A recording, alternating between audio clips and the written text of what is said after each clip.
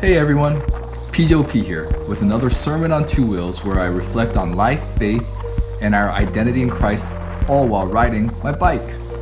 Now today, I'm not just a pastor on pedals, I'm a cycling evangelist. That's right, I've officially been cycling for about 1 year now, and I want to share with you 5 things I've learned along the way.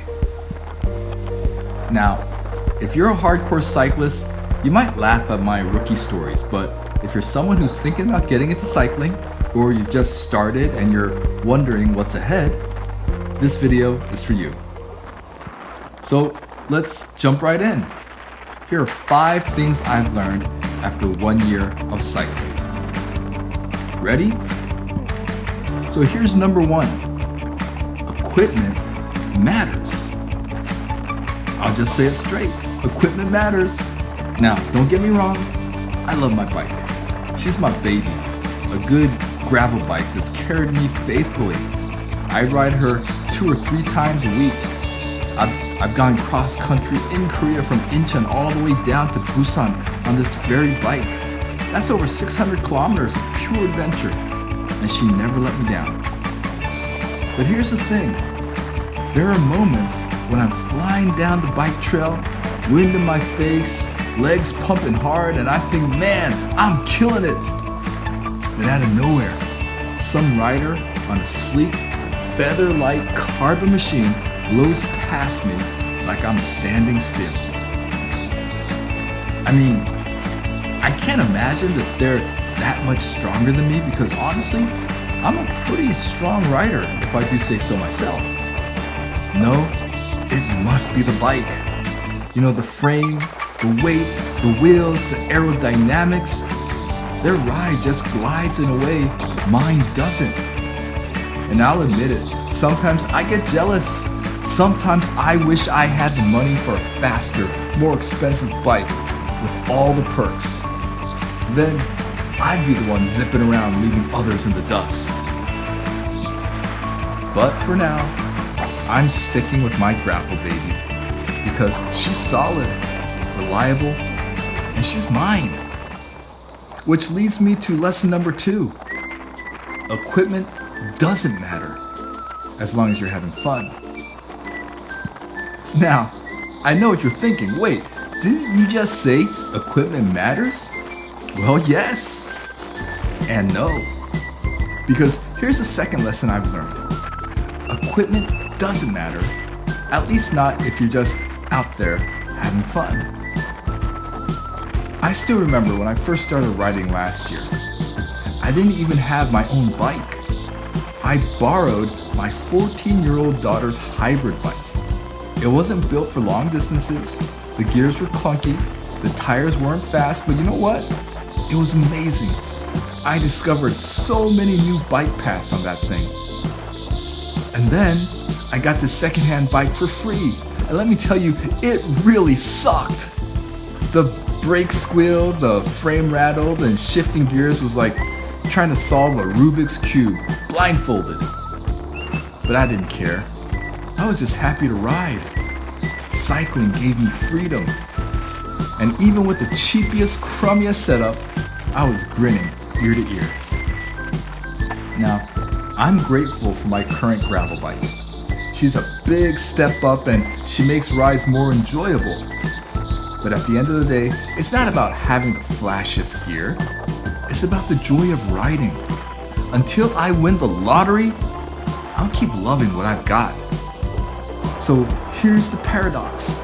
Equipment matters and equipment doesn't matter. It just depends on what you value most in the moment.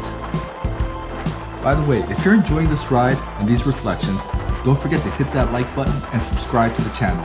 It helps a ton and lets me know you want more cycling and life reflections like this. Thanks. So let's move on to number 3. Now here's a lesson I learned the hard way.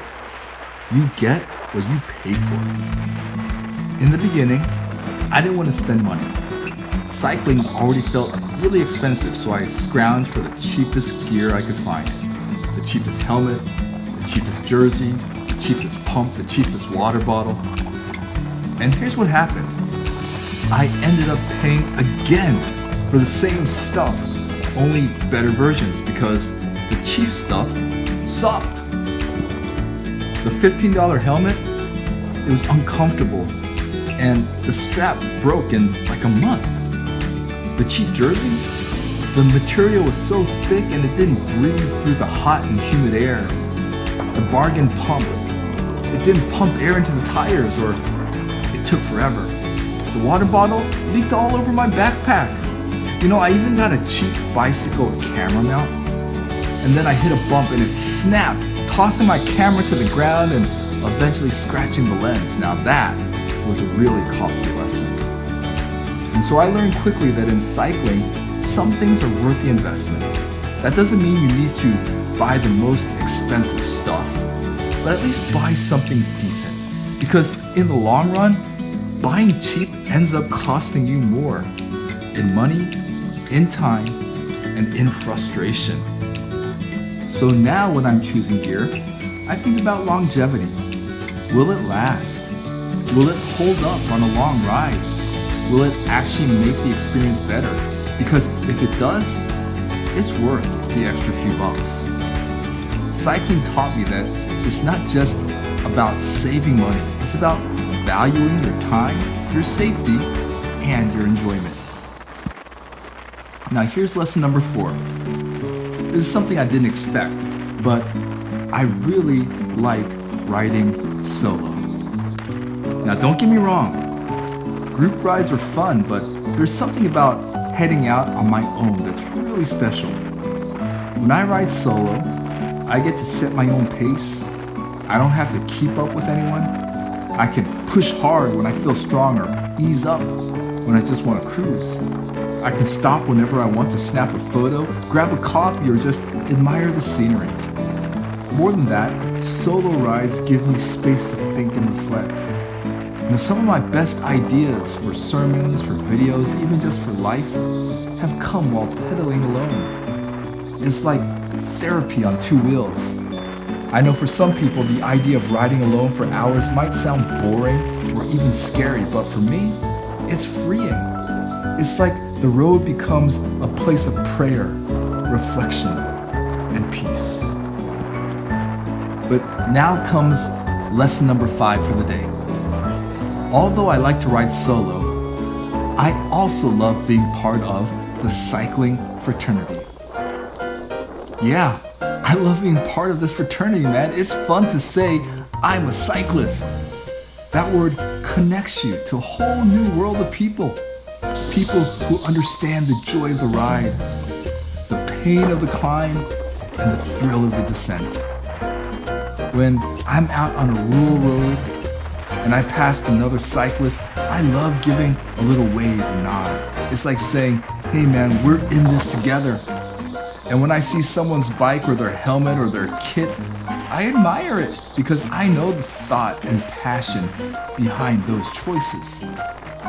And then there are the moments with non-cyclists. You know, when you tell someone you rode 60 kilometers on a Saturday morning and their eyes widen, wow, I could never do that. And secretly, we all know the truth. We wish we had pushed just a little more, gone 20 more kilometers further, because cyclists are never fully satisfied. We always want one more ride, one more mile, one more climb. You know, being a cyclist is being part of a global family, a quirky, sometimes lycra obsessed, but always passionate community. And I love that. So those are my 5 lessons from 1 year of cycling. Equipment matters. Equipment doesn't matter as long as you're having fun. You get what you pay for. I like riding solo, but I also love being part of the cycling fraternity. You know, come to think of it, I probably got some more lessons I've learned, which I'll share in later videos as well. Now, cycling has taught me so much about gear, about discipline, about community, and even about myself. It's more than just exercise. It's freedom, reflection, and joy on 2 wheels. And honestly, I think that's why I keep coming back. Not because I have the fanciest bike or the best gear, but because every time I ride, I feel alive. So, if you're thinking about getting into cycling, here's my advice. Just start. Borrow a bike, find a path, go ride. You don't have to figure it all out. You'll learn along the way, just like I did. Thanks so much for watching. Until next time, stay safe, ride strong, and keep reflecting on life, faith, and your identity in Christ. This is PJOP signing off, your cycling evangelist for the day.